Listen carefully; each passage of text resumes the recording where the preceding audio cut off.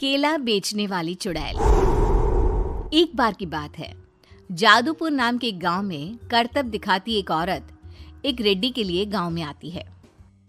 आइए आइए मेहरबान कदरदान, खाइए रोहड़ा के ताजे ताजे केले। कभी खाए नहीं होंगे ऐसे केले, पीले पीले केले खाइए।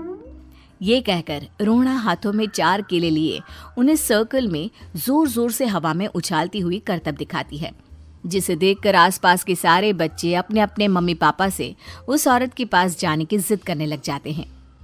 पापा, ऐसा तो सर्कस में बॉल से होता है ना, ये आंटी तो केले से कर रही है। चलिए ना पापा, देखते हैं।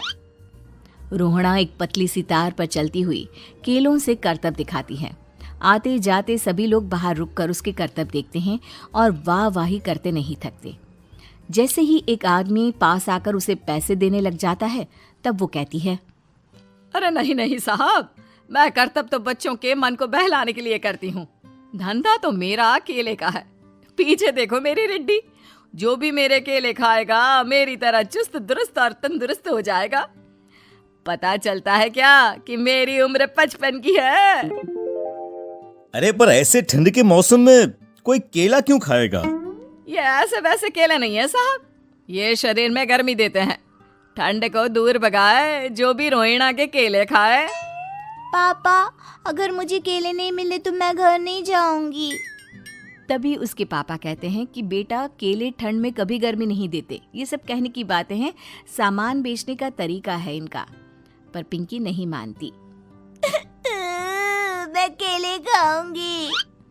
पिंकी की जिद के आगे नत्थू हार जाता है और उसे केले खरीद कर दे देता है। पिंकी खुश होकर केले घर ले आकर खाती है।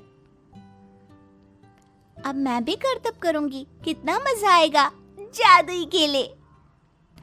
पिंकी पहला केला खत्म भी नहीं करती कि वो बेहोश हो जाती है। दूसरे केले से एक काला धुआं आता है और रोहड़ा चुड़ैल बनकर बाहर निकल आती है। मेरे भूतिया केले बच्चे न खाए, ऐसा हो ही नहीं सकता। जादूपुर वालों, कब तक बचोगे? आ गई हूं मैं रोहड़ा, जिसका कोई नहीं कर सकता सामना। रोहड़ा पिंकी को गोद में उठाकर काले धुएं में कहीं गायब हो जाती है। शाम के वक्त नत्थू घर लौटता है और पिंकी को घर में ना पाकर उसकी माँ से कहता है, माँ पिंकी कहाँ है? अरे बेटा, उसे तो तू सुबह करतब दिखाने ले गया था ना, फिर कहाँ वापस आए तुम दोनों? मुझे लगा तू उसे अपने साथ मंडी ले गया होगा। हे भगवान, मेरी बच्ची कहाँ गई? मैं उसे घर ही तो छोड़कर गया था माँ। नत्थू गांव के घर कोने में अपनी बेटी को ढूंढता है, पर उसे वो कहीं नहीं मिलती। परेशान होकर आखिर रो रो कर नत्थू हिम्मत हार कर घर लौट आता है।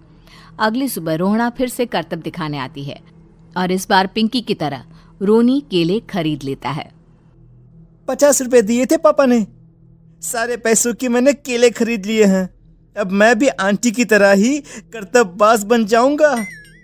यही सोचते हुए रोनी केले खाता है और पहला अकेला केला आधा खत्म भी नहीं करता कि चुड़ैल उसके सामने आ जाती है। मेरे साथ चलने का समय आ गया है रोनी। ये तो बस शुरुआत है। अब इस गांव के सारे बच्चे धीरे धीरे मेरे कब्जे में होंगे, एक बच्चा भी नहीं बचेगा। ये कहकर रोनी को गोद में लेकर काले धुएं में अदृश्य हो जाती है। इसके बाद हर रोज गांव में से कोई ना कोई बच्चा गायब होता, पर ऐसा क्यों हो रहा है किसी को भी समझ में नहीं आ पा रहा था। रोज की तरह अपनी बेटी पिंकी की तलाश में नत्थू गांव के एक तालाब के पास बैठा रो रहा था। कहाँ गई मेरी पिंकी? शकुंतला के जाने के बाद एक वही तो मेरा सहारा थी। अरे उसकी आत्मा कोस रही होगी मुझे कि मैं अपनी बच्ची को संभाल भी नहीं पाया। नत्थू ये कहता हुआ रो ही रहा था कि तभी तालाब में से उसे शकुंतला की आवाज सुनाई देती है। कहाँ थी तुम शकुंतला? हमारी बच्ची और सारे गायब हुए बच्चे रोहड़ा के कब्जे में हैं।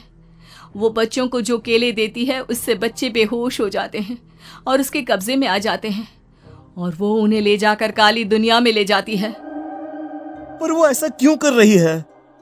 ये मैं नहीं जानती, पर उस दुनिया का रास्ता मैं आपको बता सकती हूँ। जहां ये नदी खत्म होती है वहां एक केले का पेड़ है, उसके नीचे एक दरवाजा है, वहीं से रास्ता जाता है उस दुनिया का। ये कहकर शकुंतला की आत्मा गायब हो जाती है। गांव के सभी लोग झुंड बनाकर उसी रास्ते से काली दुनिया में चले जाते हैं और वहां देखते हैं कि सारे बच्चे वहां काम कर रहे थे। पापा मुझे ले चलो यहाँ से। पापा पापा। सभी बच्चे अपने मम्मी पापा से लिपट जाते हैं। तो तुम लोग यहाँ तक आ गए? क्यों हमारे बच्चों को पकड़ लिया तूने? तुझे शिकार ही बनाना है तो ले, हम सब आ गए हैं, हमें खा ले। नहीं, मुझे बच्चे चाहिए। मेरे बच्चे के बदले तुम लोगों के बच्चे। क्या मतलब? मैं इसी गांव में रहने वाली एक औरत थी। केले की चोरी के इल्जाम में मेरे बेटे को गांव वालों ने इतना मारा कि वो मर गया। उसी दिन मैंने ठान लिया कि गांव वालों का भी वही हाल करूंगी। कुछ दिन बाद बेटे के चले जाने के दुख में मैं भी मर गई और मेरी भटकती आत्मा एक चुड़ैल बन गई। और फिर मैंने बदला लिया तुम सबके बच्चे छीनकर। बर्दाश्त नहीं कर पाए ना? सोचो मुझ पर क्या बीती होगी। हमें माफ कर दो रोना। पता नहीं ये किसकी गलती थी, पर हम सभी माफी मांगते हैं। हमारी खुशियां लौटा दो, तुम भी तो एक माँ हो। गांव वालों की बात सुनकर रोना का मन पिघल जाता है और वो बच्चों को छोड़ देती है। उसके बाद काली दुनिया बच्चों के लिए जादुई दुनिया बन जाती है। अब कोई भी कभी भी वहां आ जा सकता था।